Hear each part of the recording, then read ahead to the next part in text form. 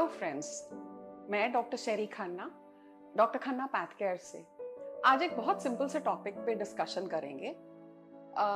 लेकिन ये बहुत इम्पोर्टेंट है। थोड़ी सी नॉलेज इसके बारे में होना सबके लिए जरूरी है। ये टॉपिक है स्ट्रोक, ब्रेन स्ट्रोक या लकवा। अब ये होता क्यों है? बेसिकली ब्रेन में कुछ ब्लड वेसल्स जा रहे होते हैं और वो ब्लड वेसल्स में या तो क्लॉट बन जाता है या वो फट जाती है, उनमें हैमरेज हो जाता है। उसके कारण ब्रेन के कोई भी हिस्से में वो उसकी फंक्शन जो है उस पर ऑक्सीजन नहीं पहुंचता क्योंकि ब्लड नहीं पहुंच रहा, और इसके कारण उसका फंक्शन में प्रॉब्लम आता है। इसके साइंस और सिम्टम्स क्या हैं और क्या मोस्ट इंपॉर्टेंट चीजें हैं वो आज हम बताते हैं। लकवे का सबसे इंपॉर्टेंट साइन सिम्टम ये है कि अचानक कुछ होता है। It happens suddenly. अचानक से या तो तीन चीजों में, फेस, आर्म, स्पीच। इसका एक्रोनिम है फास्ट। अचानक से फेस में कुछ टेढ़ापन आ जाना एक साइड पे बॉडी के, अक्सर ये एक ही साइड पे होता है, तो या तो राइट साइड पे होगा या लेफ्ट साइड पे हो जाएगा। फेस में टेढ़ापन आ जाएगा, जुबान लड़खड़ाने लगेगी, मतलब फेस ड्रॉप हो जाएगा, मुंह एक तरफ से टिल्ट हो जाएगा, जुबान लड़खड़ाने लग जाएगी, स्पीच में प्रॉब्लम आएगी।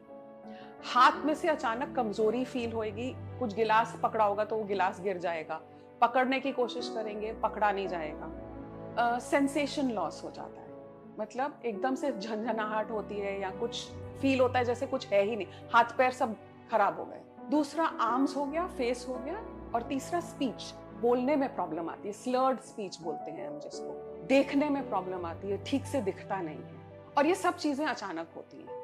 अब करना क्या है? फास्ट में फेस, आर्म, स्पीच और टी मतलब टाइम। मोस्ट इंपॉर्टेंट इसमें है टाइम, क्योंकि बिना देरी करे ऐसा अगर कुछ सिम्टम किसी को दिख रहा है आपके आसपास, तो एक हॉस्पिटल में लेके जाना है, जो हॉस्पिटल स्ट्रोक रेडी हो, यानी कि उस हॉस्पिटल में सीटी एमआरआई हो, उस हॉस्पिटल में एक न्यूरोलॉजी की पूरी टीम हो। छोटे हॉस्पिटल में ले जाने से आप टाइम वेस्ट कर रहे हैं।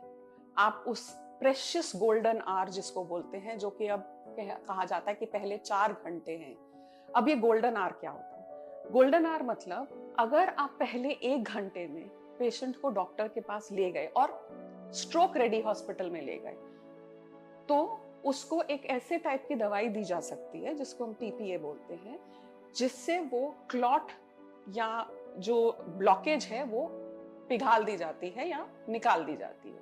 तो वो मेडिसिन है, लेकिन वो मेडिसिन पहले 1 से 4 घंटे के अंदर ही, मैक्सिमम 4 घंटे के अंदर ही दी जा सकती है। इससे क्या होगा? अगर आप गोल्डन आवर में पेशेंट को ले जाएंगे तो आपका जो स्ट्रोक के इफेक्ट्स हैं वो कम हो जाएंगे, ब्रेन की रिकवरी फास्ट हो जाएगी, तो डैमेज कम होगा। अब अगर हम काउंट्स की बात करें तो ये इतनी कॉमन बीमारी है कि दिन में कम से कम 3 से 4 हजार पेशेंट इंडिया में स्ट्रोक के रोज नए आते हैं। ये नंबर 1 बीमारी है डिसेबिलिटी की, कि इसके कारण जो पेशेंट है वो बाद में या तो चल नहीं पाता, या तो हाथ ठीक से नहीं इस्तेमाल कर पाता, या बोलने में उसकी स्पीच में प्रॉब्लम आती है। अब वो पूरा डिपेंड करता है कि ब्रेन का कौन सा हिस्सा अफेक्ट हुआ है। कई बार ही ब्रेन का ब्रीदिंग सिस्टम अफेक्ट हो जाता है, स्वॉलिंग सिस्टम अफेक्ट हो जाता है, वो ज्यादा स्ट्रॉन्ग, ज्यादा खराब वाला है।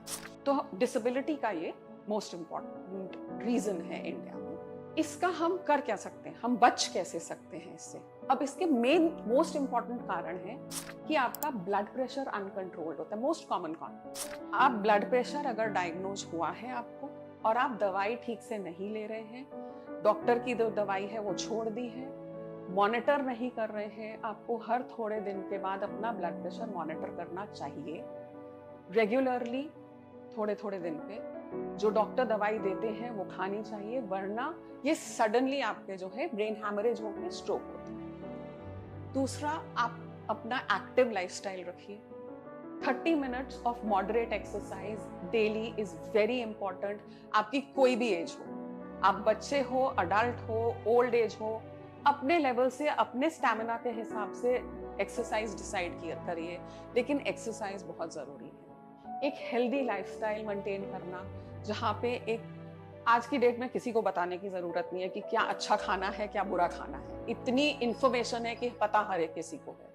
इम्प्लीमेंट करना इज मोस्ट इम्पॉर्टेंट। जरूरी ये है कि आप उस चीज को लागू करें, अपने ऊपर लागू करें। और चौथा है कि मेंटल हेल्थ, स्ट्रेस, इसके ऊपर थोड़ा सा हमेशा ध्यान दें कि स्ट्रेस में ब्लड प्रेशर बढ़ता है, उसके कारण इस टाइप के एपिसोड्स होने काफी कॉमन हो जाते हैं। अगर आपके आसपास किसी भी इंसान को सडनली उसको लगे आपको कि एक फेस एक साइड से गिर रहा है, कुछ उसकी जुबान लड़खड़ा रही है, उसके हाथ में कमजोरी आ रही है, उसके पैर में कमजोरी आ रही है, वो अचानक से बेहोश हो गया है, कई बार मेमोरी लॉस हो जाता है, तो ऐसी चीजों के लिए बिल्कुल डिले नहीं करें, सोचने की जरूरत नहीं है, डॉक्टर के पास ले जाइए। अगर नहीं है तो अच्छा ही है ना, एक चेकअप हो गया।